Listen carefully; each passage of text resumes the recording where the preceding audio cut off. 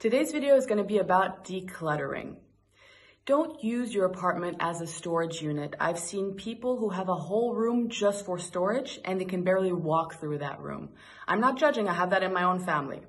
Here are 4 points that might help you if you're thinking about decluttering. Number 1, why would you want to declutter? So first off, our physical environment impacts our well-being and clutter drains our energy. On a practical aspect, a study showed that eliminating clutter reduces by 40% the amount of housework you can have in the average house. So housework will be, for example, cleaning.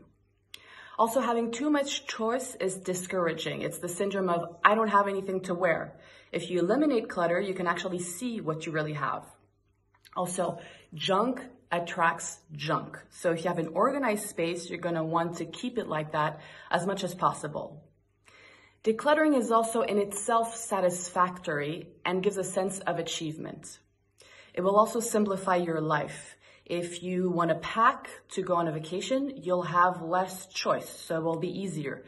If you want to move, it's going to be less of a hassle. Number 2, how can you start when you want to declutter? It seems unsurmountable. I would recommend to start with the areas you store things in. So that's going to be closet, cabinets, and drawers. Why? Because once you clear out these areas, you're going to have space to eliminate the visible clutter. Then you could operate room by room. Maybe start with the most difficult room, the one that has most clutter. So the rest is just going to seem like a piece of cake.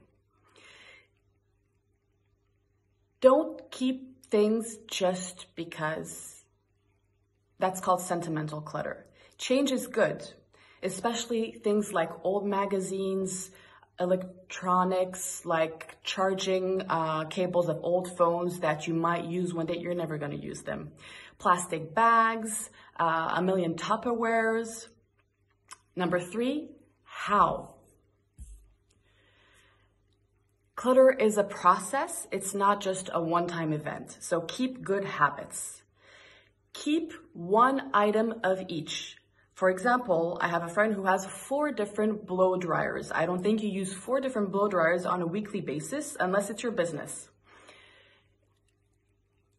What could help is regrouping the clutter in 4 categories. So you can donate, toss, sell, or store. Things that are broken, gather them together to be fixed, or if you know you're not going to fix them, just get rid of them. If you don't have any containers and need some, buy some. So baskets, boxes, and drawer dividers are great assets. And if you need to, put labels on shelves and those boxes to make sure you keep things organized once you decluttered. The items you use the most, meaning on a daily basis, should be the most accessible once you store things. Our last part is which item should you focus on when you're decluttering?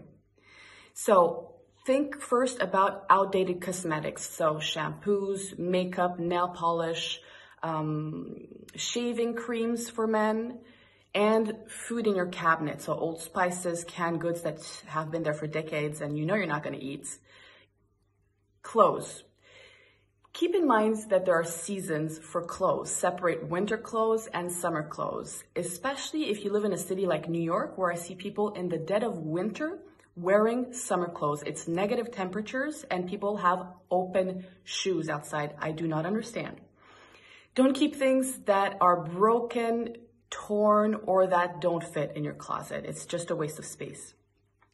Once you organize things, regroup similar items. So t-shirts with t-shirts, workout outfits with workout outfits, sweaters with sweaters. So when you want to go in your closet and choose, it's going to be much easier to visualize things.